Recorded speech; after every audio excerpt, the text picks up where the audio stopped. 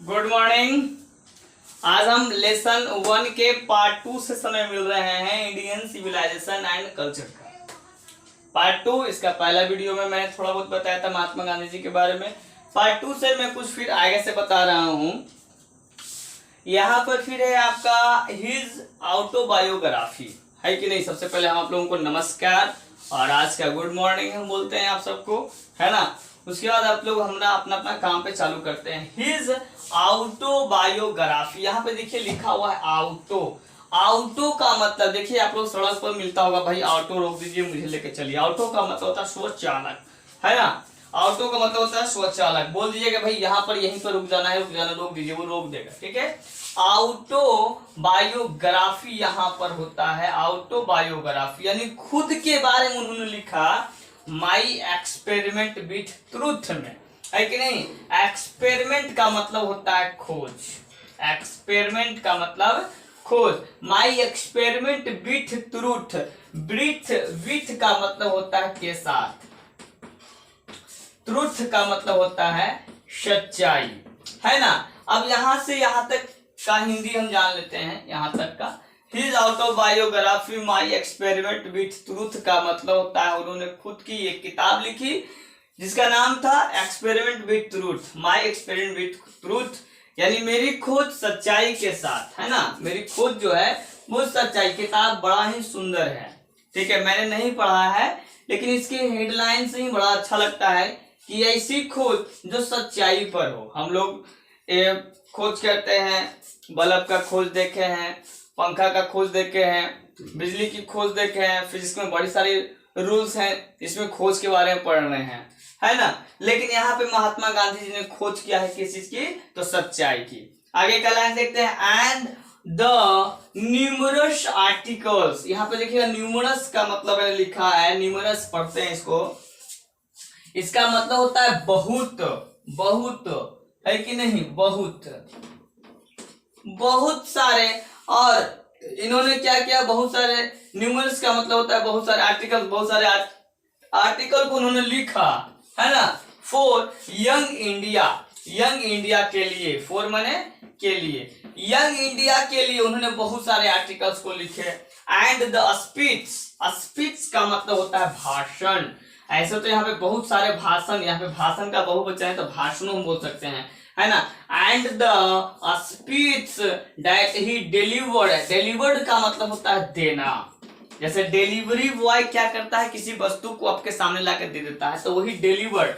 On different occasions, different का मतलब होता है अलग अलग, अलग अलग होता है। डिफरेंट का मतलब अलग अलग, ऑकेजन्स का मतलब होता है अवसर, है कि नहीं।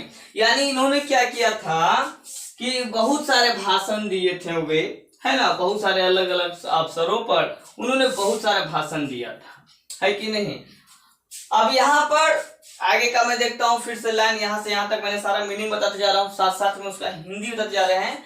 और मैं इसका एक बार फिर से नीचे भी एक लाइन लिखूंगा ट्रांसलेशन के रूप में, ताकि आपको और अच्छा समझ में आए। रिवील का मतलब होता है प्रकट, रिवील का मतलब होता है प्रकट, या इसको हम प्रेजेंट करना भी इंग्लिश में बोल सकते हैं। Reveal he will not only as an original thinker, thinker माने विचारक या सोचने वाला। थिंक से ही थिंकर बना है, थिंकर विचारक या विचार भी हम कह सकते हैं। बट माने लेकिन होता है, also माने भी, as a great master of chess. यहाँ पे देखिएगा लिखा हुआ है, इसका मतलब होता है सादा, है कि नहीं। यानी ये जो थे, ये जो इंग्लिश के और जो अथी थे, थिंकर नहीं थे, बल्कि एक शुद्ध रूप से, ओरिजिनल शुद्धतम रूप से ये जो थे, जो एक ग्रेट मास्टर यानी महान अथी थे, मास्टर थे, गुरु थे समझिए कि माना जाए तो, है ना। आइडियोमेटिक इंग्लिश के, आइडियोमेटिक इंग्लिश का यानी मुहावरादार इंग्लिश के, यानी जो प्रकट करते थे लोगों के सामने जब भाषण देते थे अलग अलग अवसरों पर, तो मुहावरेदार इंग्लिश बोलते थे। तो कारण था भैया वो विदेशों में जाकर पढ़ाई किए थे, है ना। अमेरिका में, अफ्रीका में, बहुत सारे ऐसे जगहों पर उन्होंने जब पढ़ाई करे थे, वेरी स्टडी की, तो काफी जगहों पे जाकर पढ़ाई किए थे वो। तो आइडियोमेटिक इंग्लिश, आइडियोमेटिक का मतलब होता है मुहावरा, ठीक है ना। तो ये इंग्लिश को जो थे जो रिप्रेजेंट करते थे या प्रेजेंट करते थे भाषणों पे, तो वो बिल्कुल मुहावरेदार घुमा घुमा के बातों को एकदम आराम आराम से सिखाते थे लोगों को। In the following extract Indian civilisation and culture, और यह यानी इंडियन सिविलाइजेशन कल्चर जो है वह एक क्या है, इनके एक भाषण में से, इनके एक भाषण में से एक अंश है, एक क्या है, एक अंश है।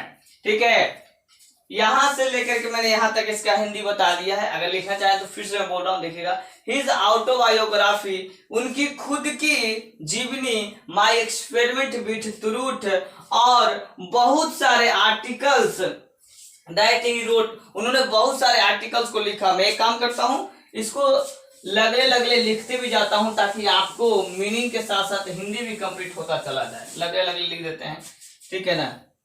देखिएगा, हिज ऑटोग्राफी, उनकी आत्मकथा भी यहाँ पे हम लिख सकते हैं, उनकी आत्मकथा, माय एक्सपेरिमेंट विथ ट्रूथ, इस बुक का नाम है, यहीं पर मैं इसको छोड़ दे रहा हूं। और बहुत सारे आर्टिकल्स को लिखे इन्होंने, बहुत सारे लेख को लिखे, है ना। रोट माने लिखना, बहुत सारे रोटों को लिखे, है ना, फॉर यंग इंडिया, भारत के लिए, यंग जवानों के लिए, जो भी हो। और बहुत सारे भाषण भी दिए, और बहुत सारे भाषण दिए। यहां तक हो गया ऑन, है ना। ऑन का यहां पे आगे दिखाएंगे, अलग अलग अवसरों पर, अलग अलग अवसर पर, है कि नहीं। अलग अलग अवसर, ऑन का मतलब पर होता है, जो मैं यहाँ पर लेकर आया हूं। अलग अलग अवसरों पर इन्होंने बहुत सारे क्या दिए थे, भाषण दिए थे। ठीक है, ब्लू वाला अगर आपको लाइन दिख रही होगी तो मैंने उसका मीनिंग लिखा है, और एक केसरिया रंग शायद होगा, मुझे पता नहीं चलता कौन सा रंग है ये, जो है ना, शायद जो भी हो, ये कलर मिट्टी कलर है, ये पता नहीं, ये वाला कलर से जो मैं लिख रहा हूं इसका ट्रांसलेशन बना रहा हूं मैं। ठीक है, तो अलग अलग अवसरों पर, रिवील का मतलब होता प्रकट करना, है ना। वे जो थे इंग्लिश को, यहां से देखिएगा, ये यहां से देखिएगा, ये ऑटोमेटिक इंग्लिश को यानी मुहावरेदार इंग्लिश को प्रकट किए थे। वे एक, यहां पर मैं लिख देता हूं, वे एक शुद्ध विचारक के रूप में, विचारक के रूप में, शुद्ध विचारक के रूप में, है ना, इंग्लिश को क्या किया था, इंग्लिश को मुहावरेदार रूप से,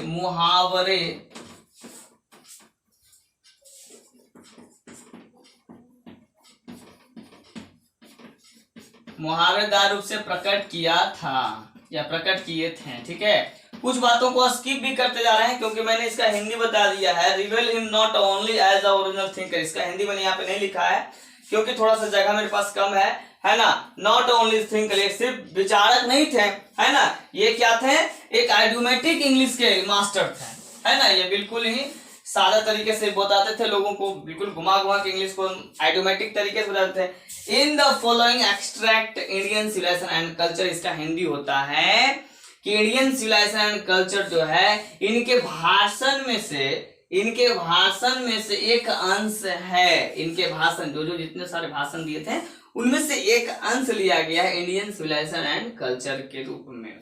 ठीक है, तो आगे की टॉपिक को देखते हैं फिर से। नेक्स्ट लाइन क्या क्या आने वाला है, जो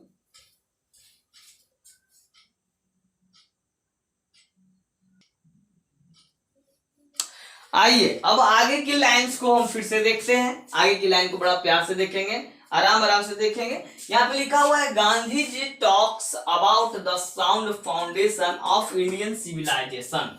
ठीक है, which has successfully withstood the passage of time. फिर से वापस यहां से यहां तक का हिंदी हम देख लेते हैं एक बार फिर से।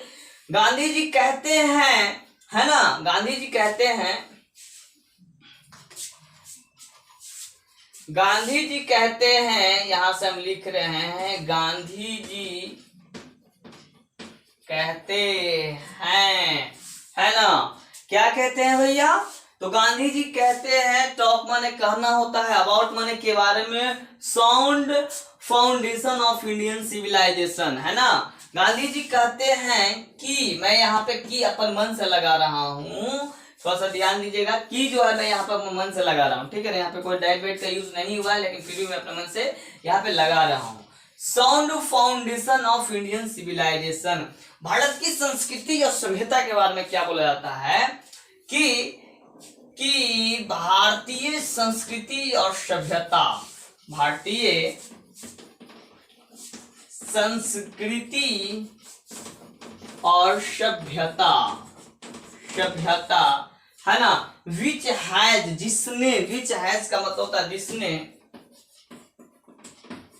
जिसने दृढ़ता के साथ, दृढ़ता का मतलब होता है एकदम कह दिलियो तो कह दिलियो, थोड़ा मारू बेटा, आपको नहीं कह रहे हैं, मतलब एक दृढ़ता उसके बारे में बोल रहे हैं, दृढ़ता है ना, जिसने दृढ़ता के साथ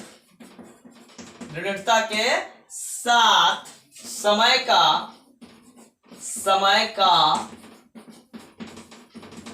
सामना किया, द वेस्टर्न सिविलाइजेशन, पश्चिमी, यहाँ पे देखिएगा वेस्ट से वेस्टर्न बनता है, पश्चिमी सभ्यता जो है, विच हैज, है ना, यहाँ पर जिसने लिखे थे हम लोग, विच हैज का मतलब, अब यहाँ पे लिखेंगे कुछ और, यहाँ पे देखिए कैसे, वेस्टर्न, द वेस्टर्न सिविलाइजेशन, पश्चिमी सभ्यता, पश्चिमी, मेरी हिंदी थोड़ा सा टेढ़ी बेढ़ी है, आप लोग हड़बड़ा मत जाइएगा, पश्चिमी सभ्यता जो है यहाँ पे जो लिखे, यहाँ पे जिसने, यहाँ पे जो है, टेंडेंसी टू प्रिविलेज मैटेरियलिटी का मतलब होता है, नहीं, यहाँ से टेंडेंसी टू प्रिविलेज मैटेरियलिटी का मतलब होता है जो भौतिक चीजों को पोषित करते हैं। जैसे हम लोग क्या होते हैं, अब लोग जैसे विदेशों में क्या होता है, वहां पे आत्मा का नहीं बल्कि शरीर का आराम मिलता है, आत्मा का आराम नहीं, शरीर का आराम। इंडिया में क्या होता है, आत्मा की तृप्तता होती है, शरीर को दुख मिले, भूखे प्यासे रहे, लेकिन करवा चौथ करेंगे, है ना, मतलब पर्व त्योहार के बारे में मैं जानने नहीं बोल रहा हूँ, कुछ लोग खिसिया जाते हैं, गुस्सा मत कीजिए, है ना। टेंडेंसी टू प्रिविलेज मैटेरियलिटी, यानी जो भौतिक चीजों को जो पोषित होते हैं, जो भौतिक चीजों चाहते हैं, यहाँ पे मैं लिख देता हूं, भौतिक पोषक तत्व माने उन्हें कुछ ठूस ठास नहीं बोला नहीं यार। टेंडेंसी टू प्रिविलेज मैटेरियलिटी का मतलब होता है जो मतलब चीजों को मतलब ज्यादा अच्छा समझते हैं, अहमियत देते हैं। जैसे कुछ लोग महाभारत और गीता को नहीं समझते हैं, कुछ लोग कार को अच्छा कहते हैं, पंखा को अच्छा कहते हैं, है ना। तो उसी तरीके से यहाँ पे भौतिक पोषक तत्व जो है, can not match the Indian civilisation. Can not का मतलब कर नहीं सकना, कैन माने सकना, नॉट माने नहीं, है ना। कैन नॉट जो भारत का संस्कृति और सभ्यता के बराबरी में कभी कर सकती नहीं है। यानी भैया जी मैं बता देता हूँ आप लोगों को कि चाहे कितनों पढ़ लिख लीजिए, दिल्ली बम्बई कलकत्ता पूरा घूम लीजिए, भारत की संस्कृति और सभ्यता इतनी अच्छी है जो विदेशों से काफी अच्छी है, हमारी देश की मिट्टी। लेकिन हम लोग क्या करते हैं, दूसरे के मिट्टी को अच्छा बोलते हैं, अपने ही मिट्टी को गाली देते हैं। नहीं भाई, अमेरिका मस्त जगह पे, वहां पर जाऊंगा। मैं भी जब पढ़ता था तो थोड़ी चीजों पे अमेरिका मेरा भी मन था, लेकिन जब मैं जाना कि अमेरिका से अच्छा आपका इंडिया ही है, तो वही हम इंडिया में ही मजे करते हैं, खूब ऐश करते हैं अपने दोस्तों के साथ, बच्चों के साथ, कोचिंग क्लासेस में, पार्टियों में खूब मजे करते हैं। तो आगे की जो क्लास होने वाली है, यानी आपके पास देखिएगा ये किताब अगर होगी, मेरा फटा हुआ है वैसे यहाँ पे ये वाला, इसका तो वो भी फटना भी नहीं है मेरे पास, है ना, मैं दिखा पाता। रेनू की किताब लेके रखिएगा, आप लोग कॉपी लेके रखिएगा, लाइन बाय लाइन आप लोग हिंदी कर लीजिएगा। आप लोगों को इसका क्वेश्चन आंसर बड़ा ही प्यार से बताऊंगा, आराम से पढ़ाऊंगा, कोई टेंशन नहीं लेना, हड़बड़ाहट के साथ नहीं करिए, आराम से सीखते चलिए। बिल्कुल जो मीनिंग्स आपको लगे कि हाँ ये वाला मीनिंग सर यहाँ पे बताए थे, उसको थोड़ा थोड़ा देखते रहिएगा। ये वाला पार्ट 2 है, कुछ और सेशंस होंगे जो मैं पढ़ाता चलूंगा, है ना। उसके बाद फिर ये चैप्टर खत्म हो जाएगी। आप लोगों को मैं यहाँ पे एक चीज बताता हूँ, पेज नंबर 10 में खोलिएगा तो आ जाएगा ग्रोसरी एंड नोट्स। कुछ मीनिंग्स हैं, इनको रख लीजिएगा यार, क्योंकि ये 1 नंबर का होता है, आगे चल के फ्यूचर में एसएससी में आप लोगों को ये चीजें पूछता है। नहीं दिख रहा है, अगर आपको नहीं दिख रहा तो यहाँ पे देखिएगा, दिख रहा होगा, मिल गया? दिख नहीं रहा है, बिल्कुल बुक्स के नजदीक भी है, दिख रहा है? तो थोड़ा सा ध्यान दीजिएगा, ये चीजें हैं, बहुत अच्छा है, थोड़ा सा ध्यान दीजिएगा, आगे चल के काम देगा।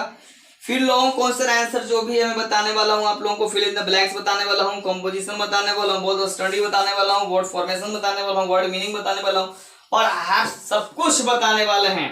हड़बड़ाना नहीं है, आप लोगों को थोड़ा सा ध्यान देते चलना है। तो आज के लिए इतना ही, तब तक के लिए नमस्कार, गुड नाइट, शुभ रात्रि, बाय बाय। और हाँ, एक बात आपसे, अगर आप लोगों को कुछ और भी समझ में आती होगी तो प्लीज कमेंट कीजिएगा। आपको प्रॉब्लम होगी कि सर ये वाला लाइन में थोड़ा सा गड़बड़ा जाते हैं, या अगर मैंने भी कुछ गड़बड़ तड़बड़ लिख दिया होगा तो प्लीज उसको भी कमेंट करके लिख देना। तब तक के लिए आज की क्लास, बाबा की क्लास को नमस्कार कहिए, गुड बाय, बाय बाय।